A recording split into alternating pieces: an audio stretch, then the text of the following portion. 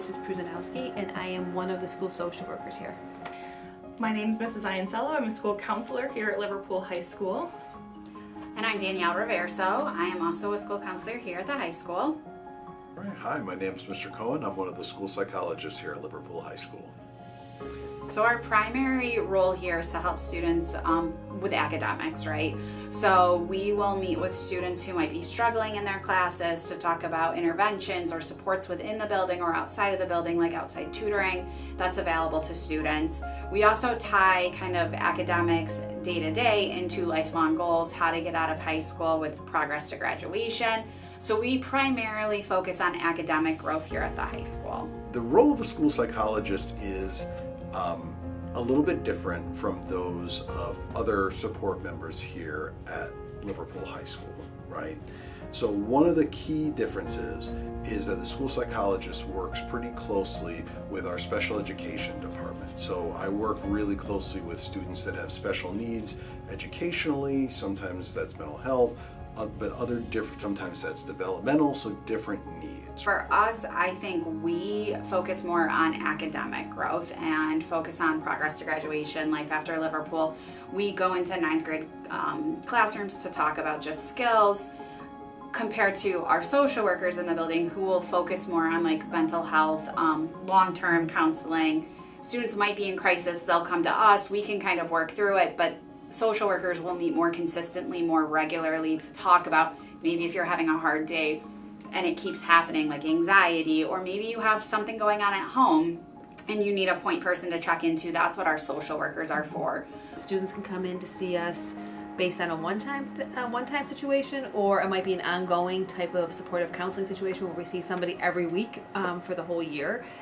They may come in for relationship issues, whether it's a breakup or whether it's family issues, relationships there with your parents, maybe a divorce, or just animosity or conflict within families, friend issues, academics, attendance, mental health, obviously, anxiety, depression. If they need referrals for outside, in the community supports, whether it's counseling, food pantries, doctors, whether it's just I'm having a rough day and I need someplace to sit and just to breathe for a minute. We do a variety of different things.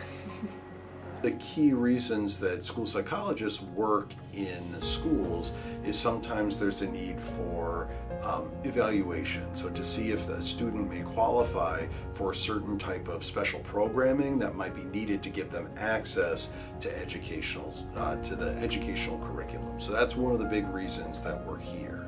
And a lot of times, because we're broken down by alpha and our social workers are broken down by alpha, we have obviously overlap in students that we see.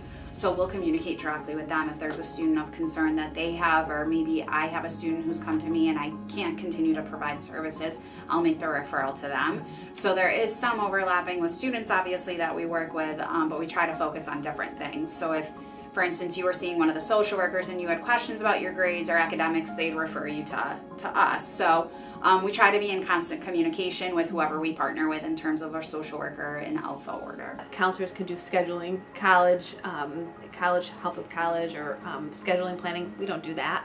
And the psychologists do IEPs, and they can do that type of counseling as well. I just think we all have different roles. They do more testing. I don't do testing. So I think we are really mental health based, and that is our whole day.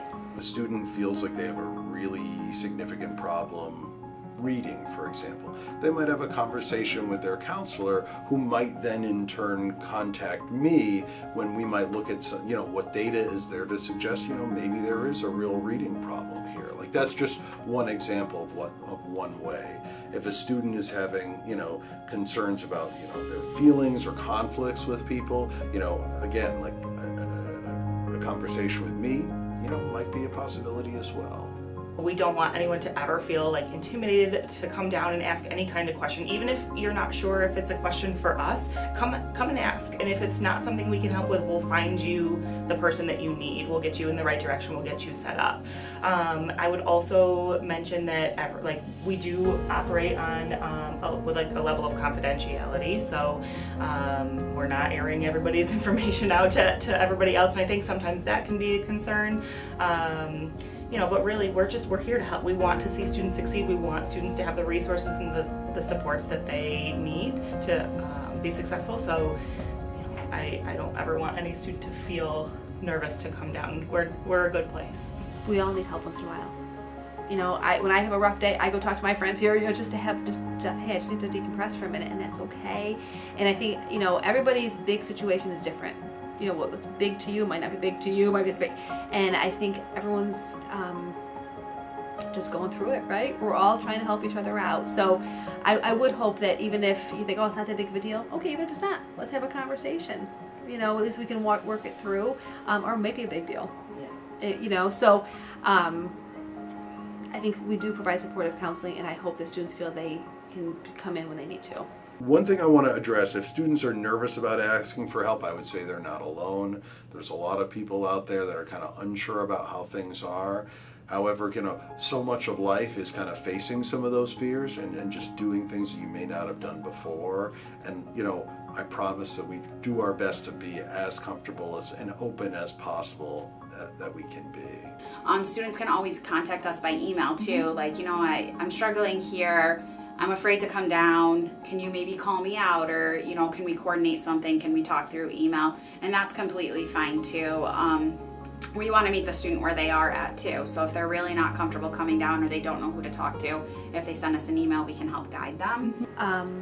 That if a student wanted to reach out and get help, they do it a variety of different ways. Where they tell their counselor, and the counselor's like, hey, let me refer you to the social worker. I have students who just reach out and email me, or friends bring students in, which I always find that really nice. Or they just knock on my door. And that's happened a lot in the past 2 weeks. They just kind of walk in because I'm actually right during their day. So if that helps. And as far as the other, counselors and the psychologists, everybody has a different role. But our whole goal is to support that student. So if it's not a right fit there, then we'll refer to me. And if they're talking about scheduling or college, then I refer back, and we'll do it together. It's not like we're ping-ponging, but let's do it together. So I think it's just having an advocate on your side.